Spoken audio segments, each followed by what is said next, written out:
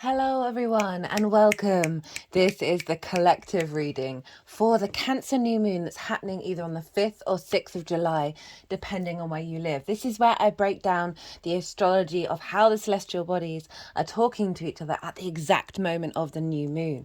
And that forms a harmonic, energetic blueprint.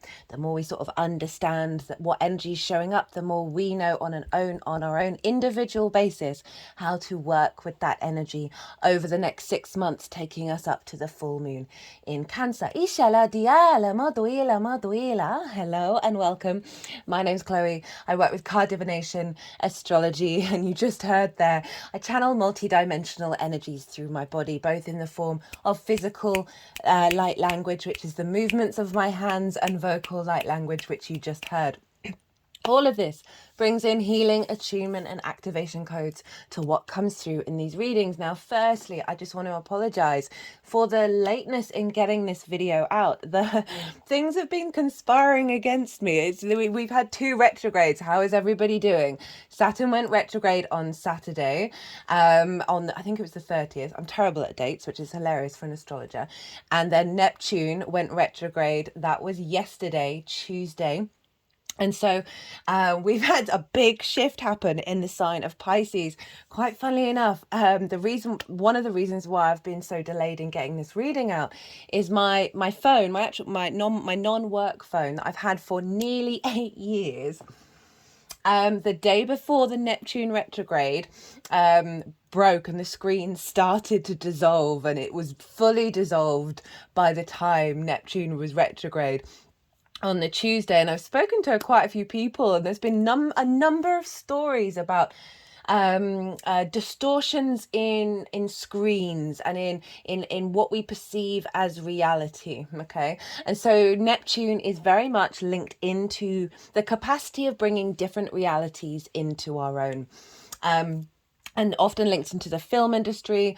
And so with the retrograde, we are now revisiting what we've assumed to be reality. Funnily enough, today I read in London you get some free papers. This morning's paper, which is and often it's full of news from the previous day, which was the day Neptune went retrograde. There were so many stories about gurus who had been misleading their followers and being taken to court.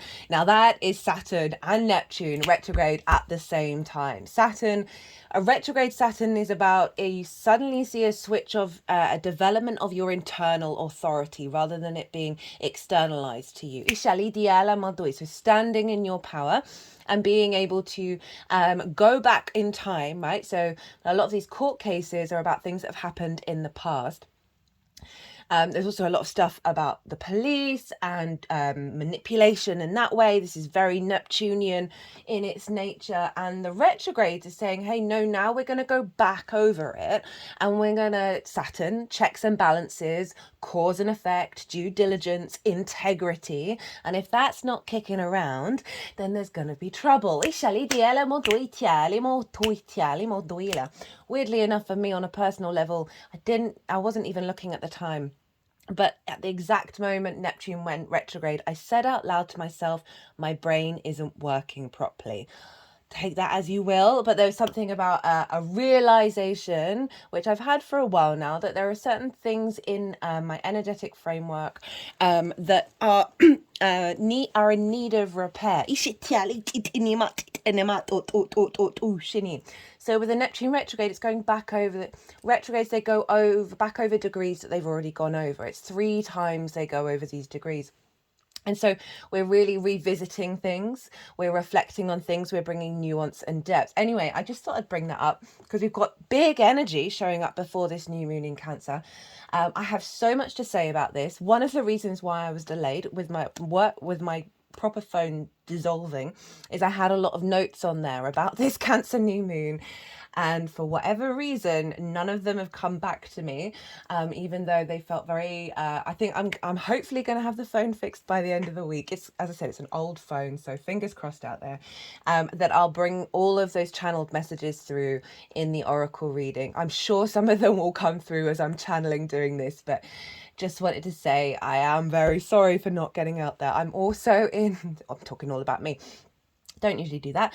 I'm also in a 12th house month, right? I'm a Leo rising, and so I've had a pile up in my 12th house, and it genuinely does.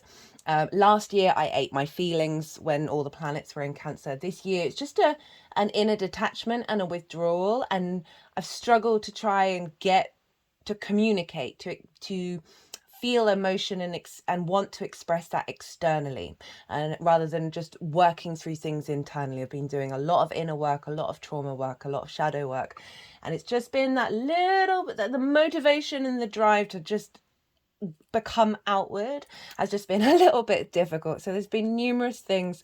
How's everyone been doing with those retrogrades? My words are kind of all over the place as well. How's everyone been doing? It's been a lot of disruptive forces, right? When we have planets that go retrograde, they're very, very loud when they station, when they look like they're standing still in the sky. That magnifies their energy. And so we will have seen over the last couple of days in the lead. So what day is it today? Wednesday. So probably the last week in the lead up to that Saturn retrograde, then the Neptune retrograde. You may have noticed just some shifts, some disruptions. There may have been some difficulties. Just know, again, as I always say, stuff has to sort of break down and dismantle in the 3D when you've been doing the other multidimensional sphere energy, the integration, the updates, all of that. The 3D takes a little while, and with retrogrades, this is always a shift in the frequency and the energy. So I am now going to break down some of the astrology. Oh, that's funny. I don't have my phone on to see the chart. Do you want to look at my old school chart there? I had to draw that out. So Cancer new moon happening in the UK. It's like 2 minutes to midnight on Friday. So for half of the hemisphere, most of the hemisphere, this is going to be on the 6th, which is Saturn's day. That will be probably, most of Africa, Europe, Asia, Australia will all be on Saturday, which is Saturn's day. And then briefly from GMT time backwards, that's all going to be on Friday, which is Venus's day. So there's going to be a shift of energy for half of the world here in regards to this new moon. And so new moon in Cancer. Regulars, I've been building up to this. I talked a lot about this in the Capricorn full moon transit. So I'm going to really quickly summarize. Apologies, regulars. You probably heard this about 5 million times, but I find, for me, energetically, this feels incredibly significant. So we all know that we've got the nodes of the eclipses in Aries and Libra. Eclipses activate cycles, whether it's a big new beginning or a big ending. We all know there are no endings, there are no beginnings, everything is just continual, but they do mark these sort of bigger, more karmic energy. So when the sun and the moon match each other on the horizontal and the vertical axis, it's very big, powerful, cosmic energy. And I do believe I just said that. So Cancer and Capricorn, since July last year, when the nodes moved into Aries and Libra, have been acting as the vehicle for the manifestation of the eclipses because they square Cancer and Capricorn. Squares are an aspect of Mars. Mars can bring about conflict, drama, frustration, winning at all costs. But the flip side to a square and to Mars is the builder, is the farmer. This is where we have our motivation, our drive, and our action kick in. And all of this is infused into the friction of a square. A square is a 90-degree angle. Push your fingers together. Feel the force of the energy there. May the force be with you. And so without friction, 3D linear time frame dimension that we're very consciously aware or we are in, those atoms wouldn't rub up against one another and create that, right? This is about manifestation in the 3D. It is a hard aspect. It is creation energy. It does involve challenges. That doesn't necessarily mean it's a bad thing, but they can be a little bit difficult. But overall, a square is an incredibly powerful energy. So the Cancer and Capricorn areas of our charts, have been getting amplified by the eclipse energy. Now, this isn't going to happen in the same way for another 18 or 19 years. Now, when we have transits in these two signs, we are going to see the manifestation of what's going on with the eclipses. Now, I talked about in the Capricorn moon, which we're going to have a second one, that is where the North Node energy is being activated, right? Where we're headed, what we're striving for, what we're building for and expanding into. Cancer, on the other hand, is where the South Node energy is being activated. It's called the bendings, right? Where we see wherever eclipse nodes are, what squares it are the bendings. Apologies, I just had to pause. I had a very loud sound outside my house that felt quite unusual. Very appropriate. Cancer and the moon is often very much linked into this sense of nurturing the home space and the inner space, our emotional body. So I was talking about the bendings. So the Cancer area of our charts, as well as when we've had transits in the sign of Cancer, have been activating the South Node energy. And the South Node is the tail of the dragon, right? It is often the release point of certain energies, of toxins, of old ways of thinking. It can feel very draining. It's a very yin, esoteric inner journey, the South Node. It can be a difficult transit, but once you sort of realize, okay, no, this is a period of time for me to go inward and bring nuance and depth and refinement to this energy, because the South Node is often where we're comfortable. And so we can take that for granted, or we can realize, okay, no, we can add in, we can go deeper. We can go, just had a deeper underground, showing my age, Jamiroquai song. That the amount of people that I've spoken to, whether they're that into astrology or not, I usually try and get everybody's chart who I ever meet because it's fun. And so often they've had conversations with me about a certain area of their life that things aren't quite working out. There seems to be things aren't manifesting in the way that they'd intended. There's been a sort of a drain on their energy, and across the board it's been the Cancer area of their chart.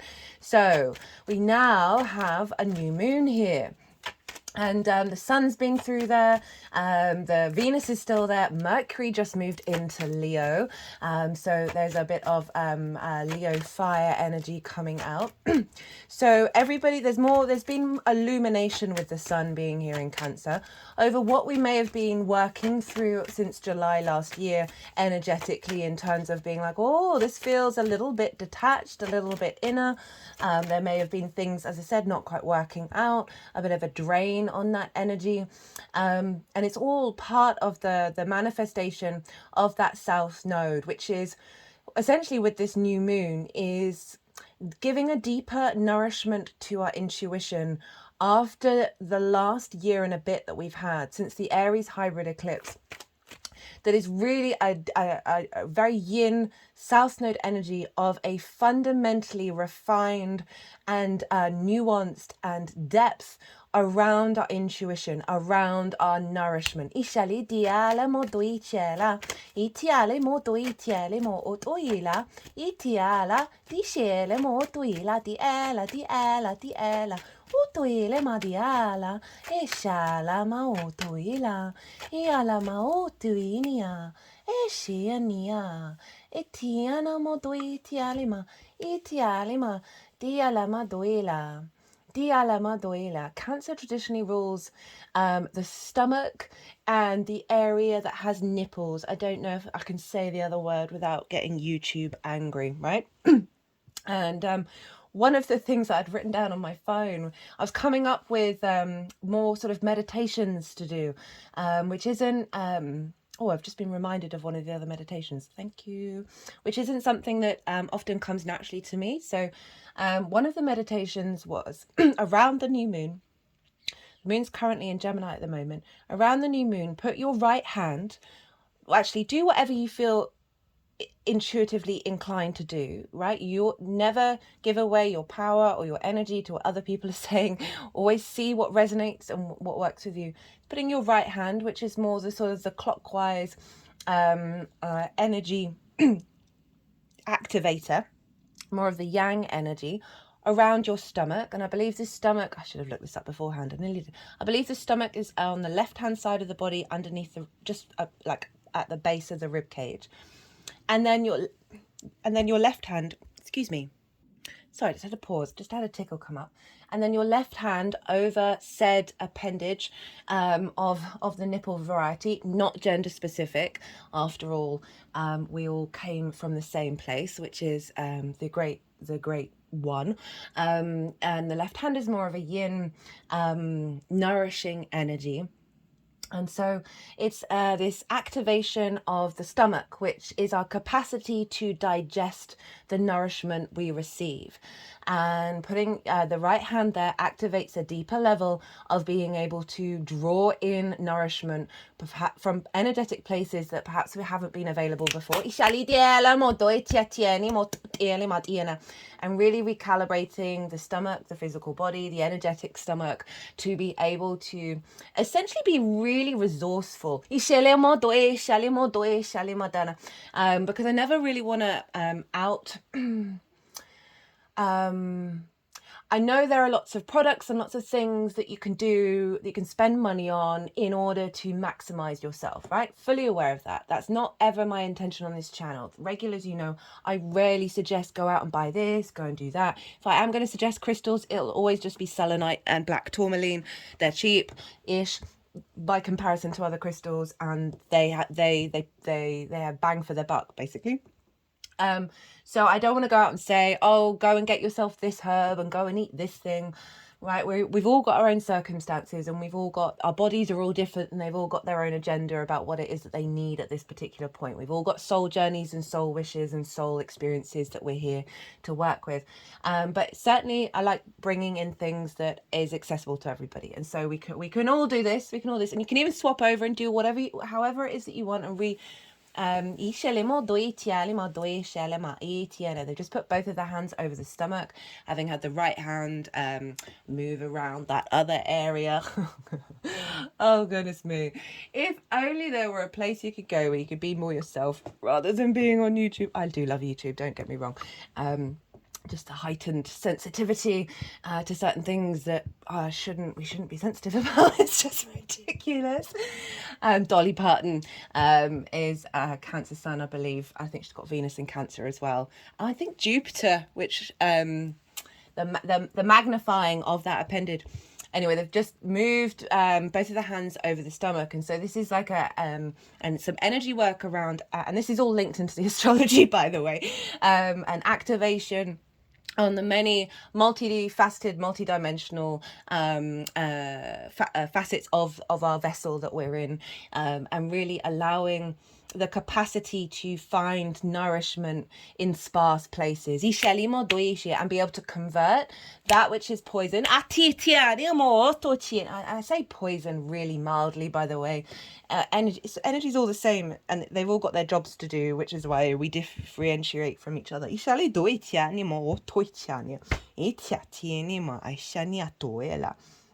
So really drawing in that energy and allowing your capacity for your imagination, which is, you know, very, very much the moon space, isn't it? To have a deeper faith, a deeper knowing that you have the capacity to activate that.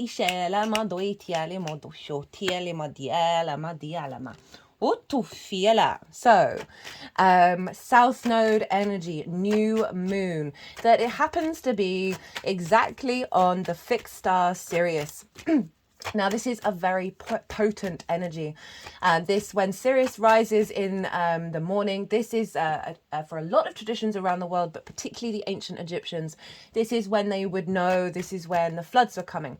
And it was a representation after some a dry time, a dry period of the nourishment coming in, the abundance, the sense of the overflow of water that is renewing the land.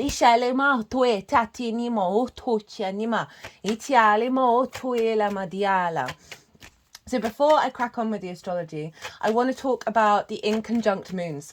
So since Aries season last year, when we had 2 Aries new moons, the first being the hybrid eclipse, which felt like one of the most powerful lunations in a very, very long time, which activated a cycle of a slow integration of our soul's frequency in our current incarnation, an alignment with our past and our future lives in this present moment. And each lunation, each cycle, and the planets all as well, we have been building and building and building. And a big part of this cycle is all about trust, right? The I am of it all. Having trust in yourself and respecting and honoring and therefore trusting the I am of everybody else. Trust is it's been coming to me more and more and more and more and more. Trust, right? And how difficult it is for us to do. Anyway, I will get to that. So from Aries season last year, the new to the full moons have been in conjunct one another. For example, we just had the Gemini new moon and Sagittarius is opposite Gemini, but we had the Capricorn full moon following it. Capricorn and Gemini are in conjunct one another. In conjunct energy, not a traditional aspect. It's when the 2 signs that are making that aspect, they have 6 different energies that don't traditionally have things in common with one another, right? For example, Gemini, mutable air, yang in nature. Capricorn, cardinal earth and yin in nature. So they don't have easy flow. You're having a conversation with someone, and from first, third, fourth, sixth glance, sixth conversation, you're still like, do we have anything in common? That's the kind of the inconjunct energy I like to describe herding cats, right? If you don't know you're herding cats. Oh, that's interesting. That was the first card that came out with the Saturn retrograde. So I was talking about inconjuncts. So once you kind of realize that it's going to be a little bit discombobulating, basically, but it's a very maverick, a very inventive energy, because once you realize how to get all those energies to, work together, then you are thinking outside of tradition, you're thinking outside of convention. What that's meant for us energetically is that the lunation cycle since Aries season last year, we've been getting in conjunct downloads, right? Regulars, I work with 6-month cycles. I see the lunations as portals for download codes that we then integrate over the next following 6 months. So we have been getting some very discombobulating downloads that have taken us radically outside of the sort of heavy stuck traditions and karma and trauma and all of that stuff. The density of the earth energy doesn't mean we're not still here. The point is to be here, which is this 4 of Pentacles, which they put over my heart chakra, by the way. But you may have noticed sudden revelations, sudden eureka moments, sudden energies where you just felt more in alignment, and then you've seen lots of other stuff come to the surface, and it's all been a bit discombobulating, right? So energetically, we've had all these downloads. They've been unlocking keys within us, unlocking locks within us. They've been keys to unlock locks within us that may not have been very readily accessible, right? Unconventional energy, non-traditional, normal way of doing things. The Capricorn full moon was the last one, and oh my goodness, I love the fallout energy of that. It felt so grounded, so stable. It generally felt very empowering, and then all these retrogrades happened. Now, this Cancer new moon marks the activation of the new moons, followed by the full moon in the opposite sign. So rather than an inconjunct energy, which is like a straight line, but it's a little bit that way or a little bit that way, rather than that, we've now got the straight line of the opposition. So it's streamlined. It's like whoosh, whoosh, whoosh. All what we've been working on since Aries season last year. The next cycles of moons are going to be streamlining the downloads and the upgrades we've been getting.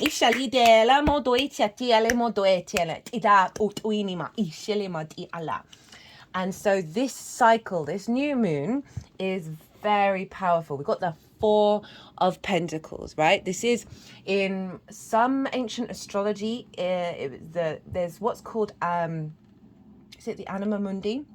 oh my god, I can't believe I've forgotten.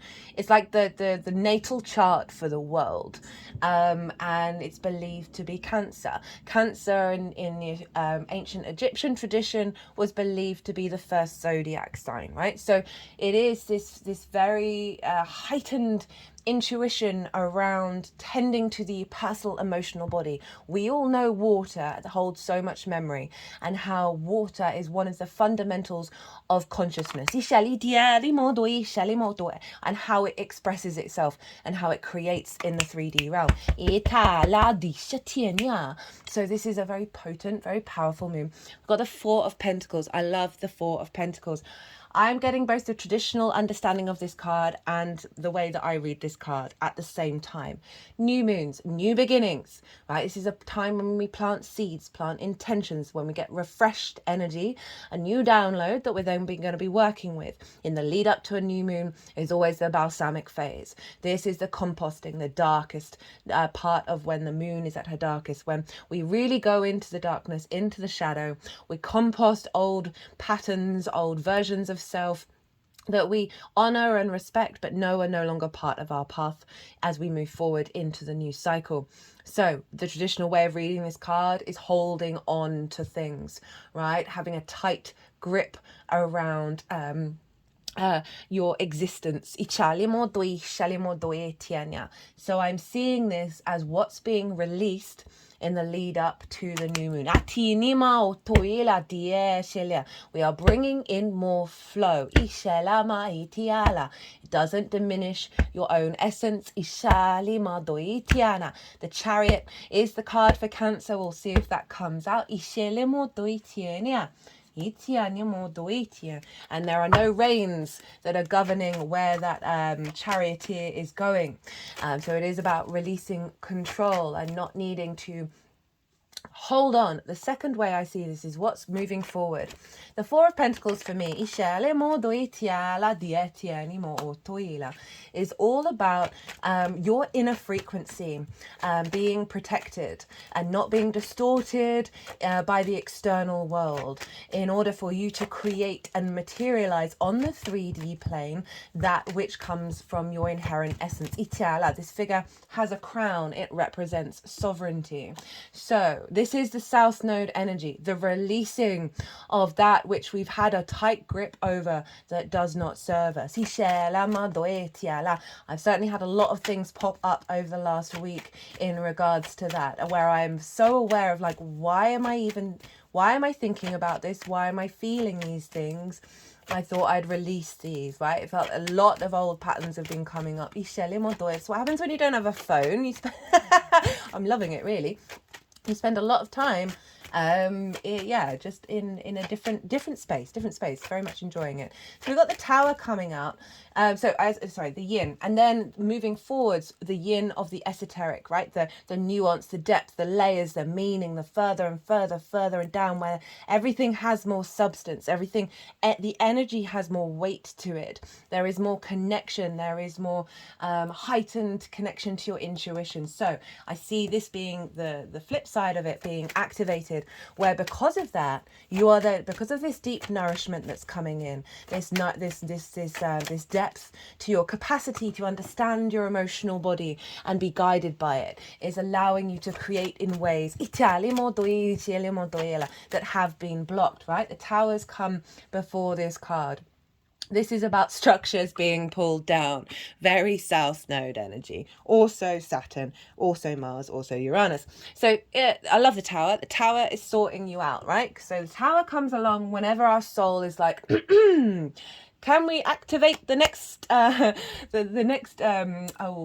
was the word that I want to say? The next upgrade. Can we the next step, the next stage, the next level? Because then the Tower comes along and essentially bashes away all that is superfluous in regards to whatever's being activated, because your foundations are still there, right? This is that essence of your soul, right? The deep connection to water that we all have. So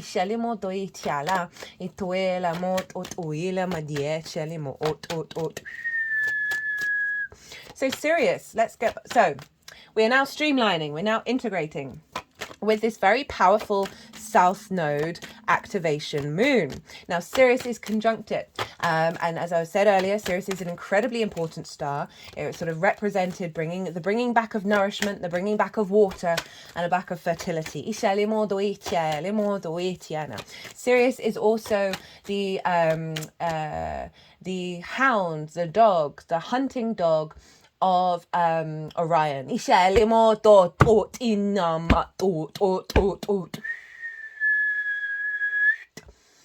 So there's an element of protection here. There's an element of the loyalty, of commitment, of you are being protected, you are being supported. You are not alone. For in order for you to be able to go out into the world, knowing inherently that you are being protected in your journey. Now what was coming through as I was saying that was, Cancer is ruled by the moon. This is the moon is ruling the whole chart, by the way, because she's in her own realm, and all the planets, all the celestial bodies are being governed by the moon because she is governing the sun and Venus. And so whatever's going on in Libra and Taurus is being governed by Venus and therefore influenced by the moon. And whatever's going on in Leo is being governed by the sun and therefore governed by the moon. And there is nobody else in a sign who's in their own realm. Everybody's in each other's realms right now apart from the moon. And so the moon is governing the whole chart. So this is really activating a integration and a union of the celestial sky and the cosmos. Italia, tu scenimo e tiela. Do apologize, guys, for when they get a bit rowdy, but there's very little I can do about it. It comes automatically. Honestly, I felt them turn the volume down a bit. That's jokes. What was I saying? Yeah, so the whole chart's being governed by the moon. The moon, what does the moon represent? The moon represents our unconscious spaces, our intuitive body, our emotional body. Where are our needs being met and not being met? How do we give and receive nourishment? The moon acts as a generator, a whisperer of energy. She's the only body that moves as fast. She's the fastest moving body, right? So she goes around the whole chart and she passes messages on from each planet to planet, each celestial body to celestial body, through the unconscious realm. It's not quite like Mercury. So there is she's constantly providing updates to the unconscious realms of all the celestial bodies about what all the other celestial bodies are doing over the last month. So we are constantly getting this generator of unconscious energy, right, of this flow yin energy, and therefore our intuition is picking up on the subtle energetic level messages from all these planets each month. And so there's this massive generator. She is the weaver of energy. And now we have a very powerful new moon where she represents that intuition, right? So Sirius, the hound of Orion, is protecting our intuition, is letting us know we are safe, we are not alone, we are valued, we are loved by Sirius. The heralder of fertility, the heralder of nourishment, of a new harvest coming in, of a new world coming in.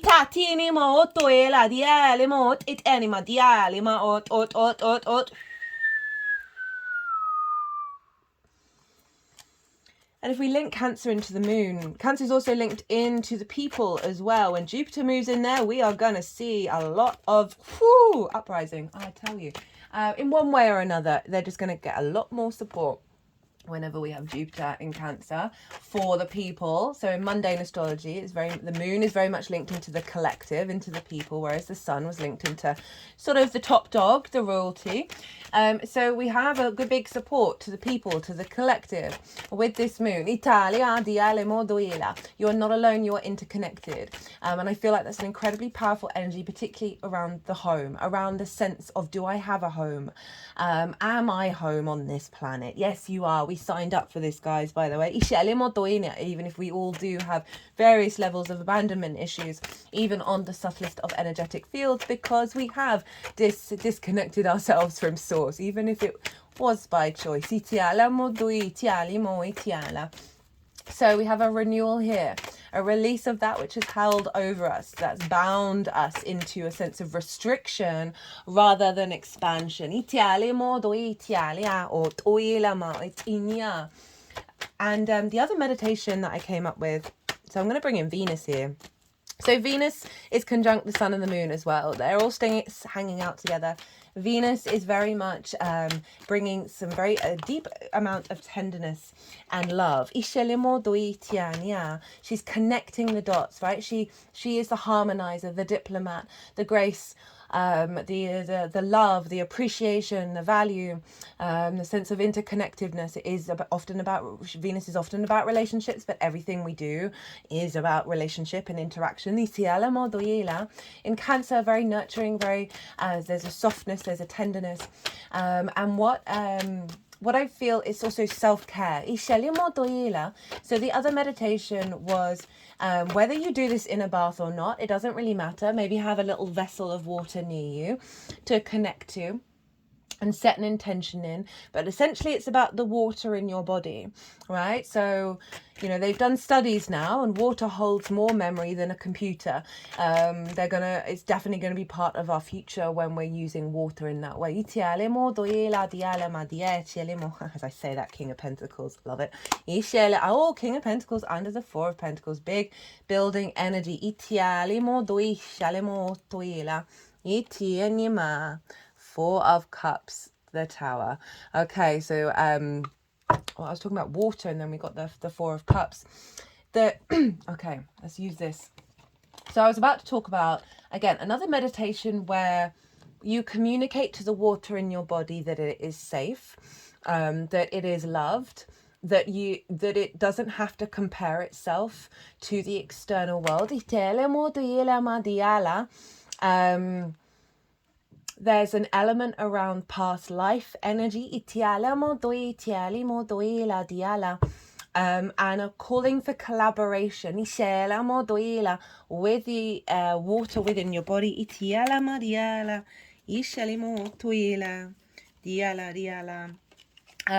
To help us take a step out of the heaviness that we may feel energetically, right? This figure is looking at the Three of Cups, where there's flow, abundance, celebration, there's alignment with others. They're very much in their flow. This figure is cross-legged, crossed arms. There's a heaviness, there's a sense of depression and melancholy.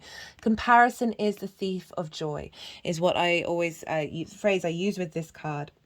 Because when we externalize our emotional body, we then disconnect from it. We then absorb the heaviness from our perception. And this Ace of Cups is coming in, and this is the alignment that's we are stepping into. That full moon in Cancer back in January, the message that came through in that one was being more intuitively in aligned, either on the unconscious or conscious level, of the trauma within everybody else around us. So there's just an element of grace, an element of softening, and not necessarily causing more build up of that trauma. And this is now, because we've been practicing that for 6 months, because it's reduced a level of anxiety and worry, even if that has been building up in the lead up to this new moon, because there's been a reduction in the friction, and that flow has been more accessible. That it's now turned inwards, and a reflection on the responses within our water, within our memory that it holds. I have Cancer in the 12th, which means I struggle tapping into what is probably arguably stereotypically what's deemed to be intuition, which is of the emotional body, right? I feel this, I'm sensing this through emotion. It's kind of blocked from me a little bit. It isn't, and it is. That I had a real shift of frequency around noticing different types of intuition. That I was having a lot of things ruminate round in my head that I generally thought, I don't care about this. This isn't interesting. I'm a bit bored of this. And it was kind of like worst case scenario thoughts, jumping to conclusions, jumping to assumptions, and getting frustrated around expectations that I didn't think I had. But seem to be there. All the things I say, you know, it's best not to do, and all the things I try and put into practice, and certainly have, you know, none of us are perfect. Anyway, this all came bubbling to the surface, and it made me realize the difference in certain types of intuition. There was lots of intuitive moments where my intuition was right, and it felt very calm. It felt very expansive. There was no stress, or there was no emotion really attached to it. It was just a sort of knowing, like a genuine, like, this is faith. This is what it is. There is no other way. And then it made me reflect on all of these other sort of worries and fears that have been going around my head, and being like, okay, no, that is intuition, but it's an inner intuition. It's that south node being manifest in the sign of Cancer that's calling you to go inward, right? So you may have had some distortions in your intuition that you may have thought are distortions, but they've been helping you figure out, what does this energy mean to you? What's underneath all of this? And it is our incapacity to see that we always have the Ace of Cups with us. We always have that abundance, that overflow, that sense of nurture, that nutrition, the nourishment. Say your thirst is so dry, and we forget that we are in that overflow state. That's essentially it, that we are going around parched when we are fully hydrated.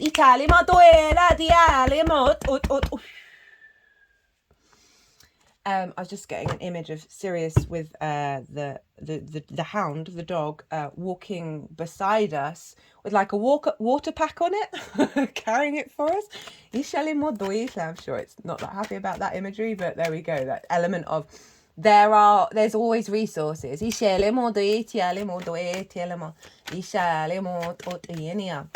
So this new moon with that Venusian energy, yes, I was saying, doing a meditation around sitting in peace and love with your the water in your body, calling on the memories, soothing with that Venusian balm, sending appreciation and love for all the experiences you've had in this lifetime, past lifetimes, the memory of the collective, finding the soothing balm within all of it,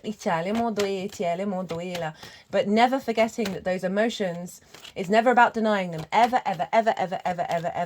That leads to suppression. That's a dangerous game there. It is about honoring that you are a multifaceted being. You can experience the big emotions, the difficulties, the frustrations, the pain, the irritation, the rage, the resentment, the spite, all of those things. But regulars, you know, this is all I really ever talk about. What we want to do is always cultivate a bigger part of ourselves. Or not necessarily a bigger part, but another part of ourselves that is completely calm, that is that peace, the stillness, the non-attachment, because that helps us come back to the acknowledgement that all things are transitory, and a moon energy is a very transitory energy. She ebbs and she flows. We got that King of Pentacles. Okay, so that's going to make me talk about what's opposite the Sun and the Moon and Venus. Well, that is the asteroid Ceres, and she is also at 14 degrees, exactly opposite the Sun and the Moon. Ceres represents the harvest, the abundance, the grain mother, the grain goddess, the earth mother, right? Deeply nourishing energy, very caretaking, wanting to provide, wanting to bring abundance. She happens to be retrograde in the sign of Capricorn. Now, retrograde, the main message that's coming through with me for this one is, there's more. So one, the reflection on the capacity for us to find nourishment in the desert. That retrograde energy, retrogrades can obviously reverse the traditional meaning behind the celestial body. So not having the nourishment, not having the abundance, right? And what are we going to do with that? How are we going to work with that? We're standing with Sirius, knowing that that Ace of Cups is within us. Now, it's not the only side of a retrograde, and it doesn't always show up very loudly when the opposite. I find retrogrades are kind of a yin energy. We're reflecting, we're going back over old territory, we're observing, we're strategizing, we're figuring things out, we're bringing more nuance and depth to a situation. It allows us to think with more context and more inventive ways of engaging with that energy. So Ceres is really helping us with that retrograde of a refinement, an inner refinement of our capacity to understand the harvest we have within.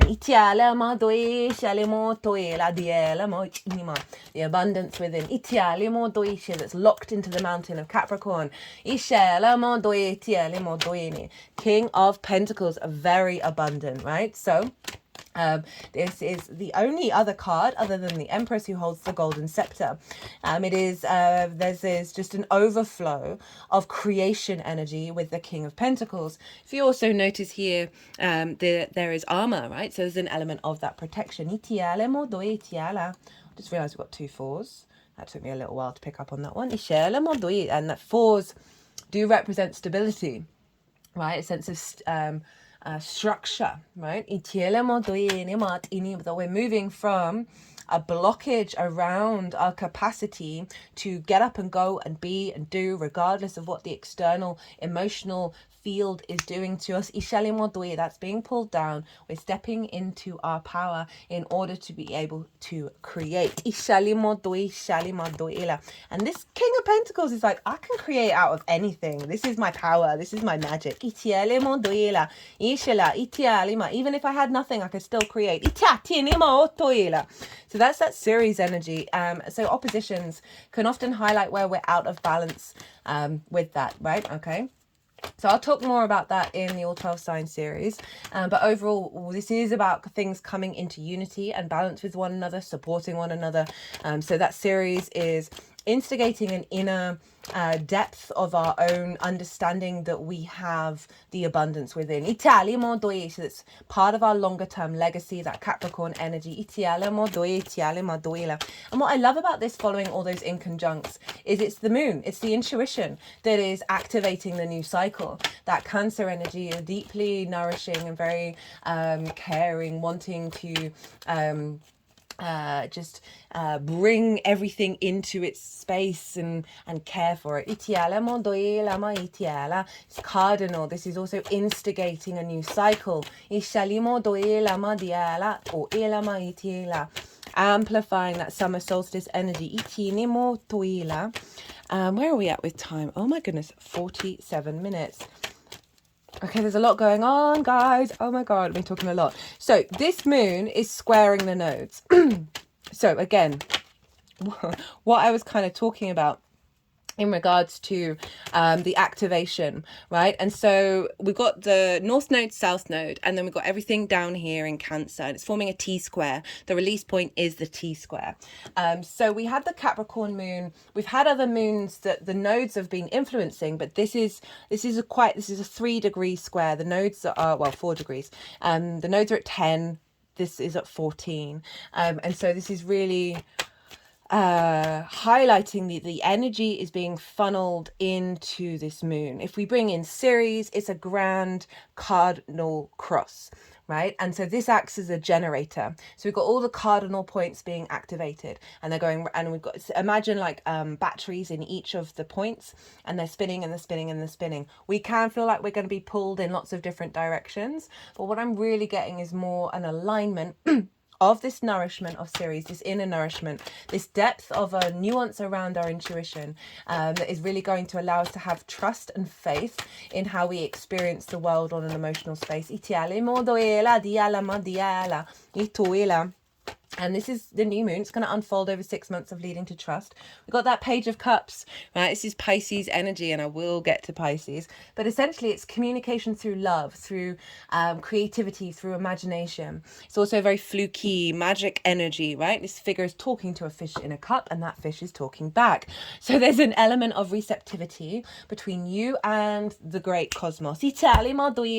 Of our intuition being guided and finding and seeking out the messages, the synchronicities, the communications, the opportunities. Also, pages very useful. They've just got into the court. They want to talk and communicate to everyone. There's a sense of with all these integrations from the inconjunct energy and everything's now streamlining, there is an element of newness here, where we are exploring this new earth from a highest point of curiosity rather than perhaps a more jaded energy.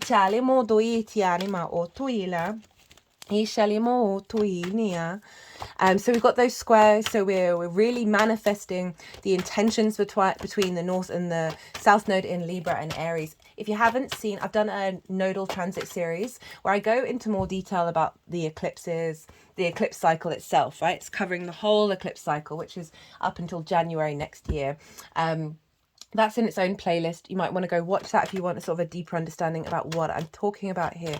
This moon, I think this might be the last thing that I'm going to say, because I am going to try and keep this short. This moon is making a trine with Saturn in Pisces. It's a bit of a wide trine with Neptune, but by sign it's still a trine.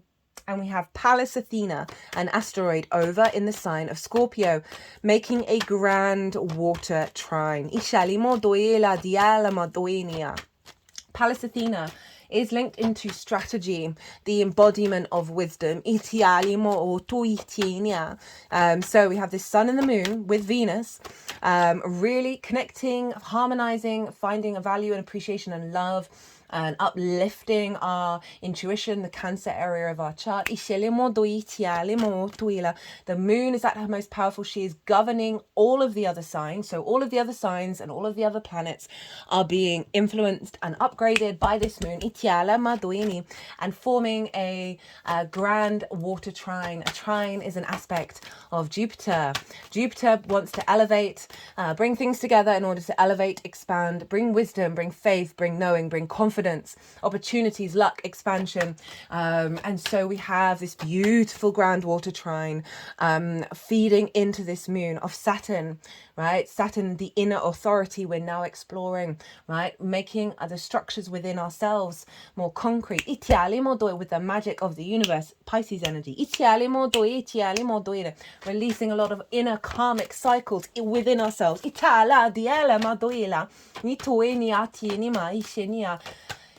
With Pallas Athena over in Scorpio, finding the truth. There's been a lot of stuff being revealed lately. I'm loving it. Pallas Athena, finding the embodied wisdom of the fixed emotional body. That Scorpio full moon reading, the collective reading, that was beautiful. That was allowing us to stand in the darkness, knowing we are the light and the dark at the same time. It was giving us such a great deal of courage. And now Pallas Athena is there, allowing us to be able to hold space for the nuances of our environment. It's not all black and white. It's the multitude of shades of grey. I always think of that book when I say it, and I wish. It's such a good saying. It's such a good saying. We've got the Five of Swords, King of Swords in reverse with the Wheel of Fortune. Right, we got the sword energy. Gemini was the last moon. Five of Swords in reverse are moving away from domination, subjugation, from the bully in the room, from whether it's internal or external, right? High conflict energy, one of the most difficult cards in the tarot. King of Swords can be very stubborn in its ideas, its rationality, its perception.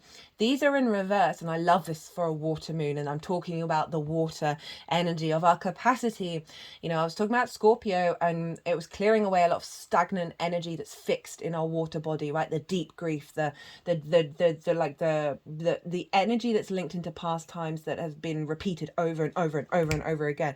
That Scorpio full moon helped cleared a lot of that away. I see with this new moon in Cancer, with Pallas Athena being in Scorpio, Saturn over in Pisces, big water energy of allowing us more flow, allowing us more stepping out of the mind and into the emotional body without fear, right? So we're moving away from the sort of hyper mental space that our species is currently operating in. They're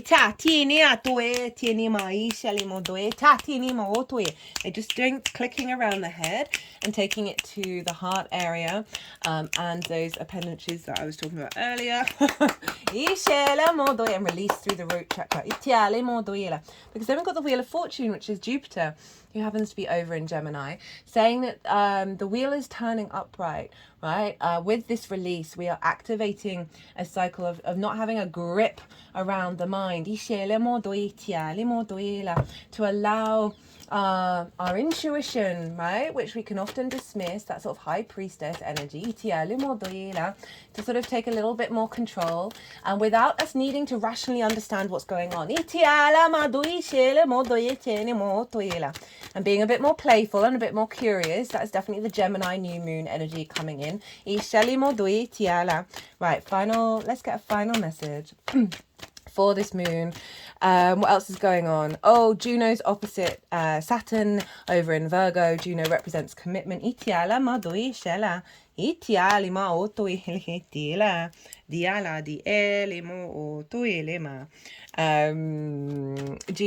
opposite Saturn, all about commitment, your ride or die. What are you standing for? What are you dedicated to? And so there is an element of, with that Virgo energy, of facilitating and finding flow in the 3D world. And bringing that healing energy, bringing that ability to create and understand the problems, but not look at them as problems and see them as new, interesting ways of evolving. And it's interesting, the magician is Mercury, who rules Virgo. So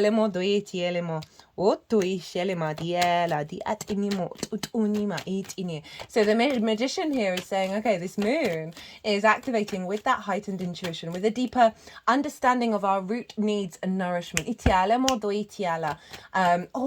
is reminding me, I was talking about the desert, right? Of knowing we have the resources that we need, even if the environment is sparse.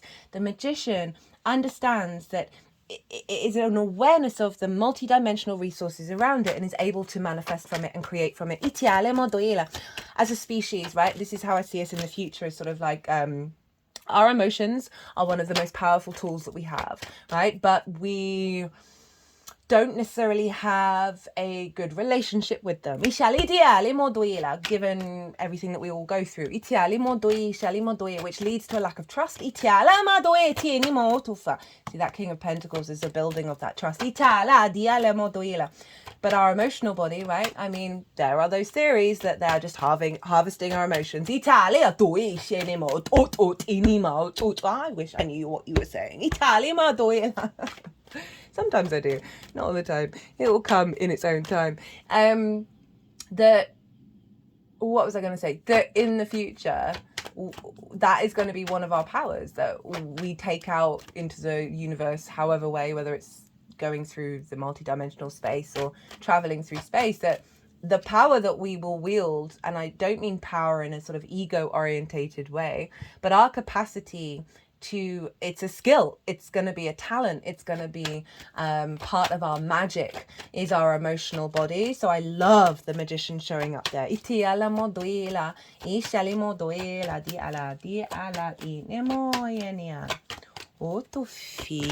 have anything? I've got so much more I want to say, but I think that's it. Mercury is nearly in a full sextile with Jupiter. That's lovely. Of understanding from our heart space how to expand and collect new information that is in alignment with this boost from our intuition. Mars is over in Taurus, sextiling Saturn, sextiling Venus. It's sextile by sign, the sun and the moon. It's still influencing it. So we've got Mars in our physical body, our physical senses of Taurus, feeling good in the 3D world, right? It's by sextile, which is an aspect of Venus, of creativity, connection, harmony, brainstorming, basically. Easy, free-flowing energy. Venus and Mars have been they've been in and out of a sextile for a while, of the union of our passions and our desires, right? Our love and our motivation, with Saturn retrograde of the inner magic within. Of really seeing through those actions and through our desire, that intuition comes through, that's grounded in the reality of Saturn. And when I say reality, I mean your soul's reality, which is you, by the way. Regulars, you know, I talk about intuition and the labyrinth it has to get through for a while now, right? So this is how I envisage it. I've recently put this up. It's a Sri Yantra. It's the blending of the masculine and the feminine together, and behind it is a labyrinth. And I feel like it's such a symbolic, and the moon cycle, symbolic reference of the journey that we're all on, right? That labyrinth. So we have our trauma responses, our limiting beliefs, our parents, our close friends, family, society, collective, ancestors, past life energy, all floating around in our energetic field. And that forms a labyrinth from our inherent soul frequency that our intuition has to get through, right? And so one of the reason why know thyself and the world will open up to you, which is Saturn, the more that you know yourself, the more you understand, okay, what is responding? Because it doesn't quite feel like me, right? Where is that intuition coming from? Is that coming from an old wound? What's that all about? The more you peel back those layers, the more that you come into a higher resonance with your intuition, where you can trust it, right? With this powerful South Node, Cancer new moon manifestation, this is a powerful activation around the trust that we are going to be developing with our intuition, and with the activation and the integration of the inconjunct downloads, streamlining through our emotional body and our personal connection to the emotional sphere. Do we have a final card for this collective reading for the Cancer new moon? Forgot to mention all those oracle cards on the table. I always pull them before doing a reading. They've been sitting on deck for a while. As I said, there's been a delay getting here. I will be doing the oracle reading after the all 12 signs, and so that will probably, I'm not sure when that's going to be able to come out. I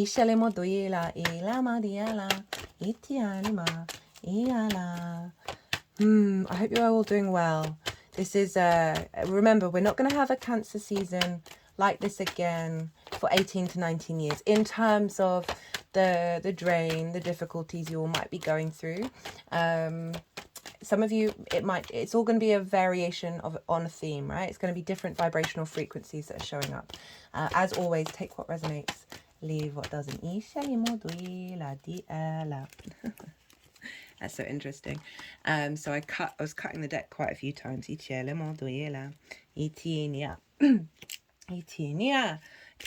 King of Cups at the bottom of the deck. That was one of the cards that I saw. 9 of Pentacles, right? So we've got a fair amount of Pentacles we've got 2 Cups and 3 Pentacles. Oh no, 3. Love it.